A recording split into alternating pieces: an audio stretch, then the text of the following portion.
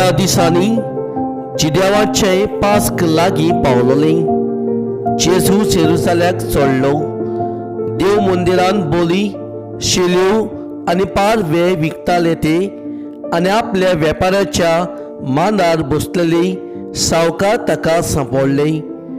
ताणें दोरयेची एक सोयती केली आनी तांकां सगल्यांक शेल्या बोल्यां सयत देव मंदिरांतले धांडावले। सावकाराच्या नाण्यांच्यो राशी शेवटून उडयल्यो आनी तांचे माड उमथिले।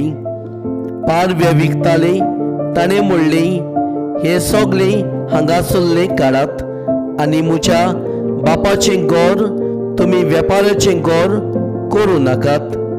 तुज्या घराचो मान राखच्या आशेन लासता म्हजें काळीज, अशें पोत पुस्तकार बरयलेलें आसा म्हूण ताच्या शिसांक ताणें उगडास जालो। जिदेवानी ताका म्हणलें, अशें करूंक तुका पदवी आसा म्हूण कसली कुणां तुज्या नामकां दाखोवंक जाता।